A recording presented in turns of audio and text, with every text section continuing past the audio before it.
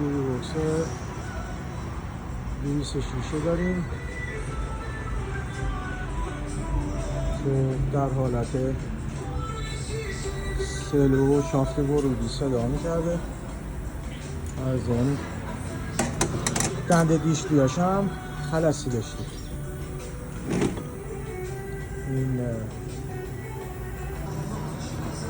الان ببینیم که چقدر دنده دیشلی ها خلصی داشت.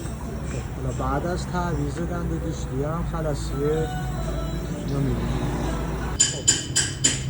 خلصی که این گیری بوکس و صدا میداد، یکی باعثش این لبه هاییه که اینجا خارای پشت شافت ورودی و خروجی اینا پیدا میکنه خراب شده.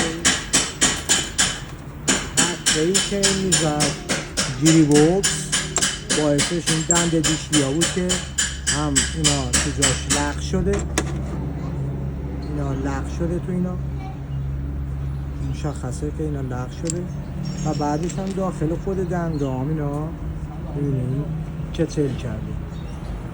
اینا داخل خود دنده خلصی پیدا میکنه و بعدش هم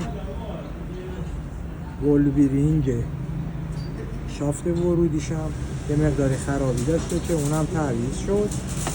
الان اینا رو تعویض کردیم، گیری بوکس رو مونتاژ کردیم و الان داریم دنده ها رو قبل از اینکه بخوایم جمع کنیم تست میکنیم که همه دنده ها جا بره.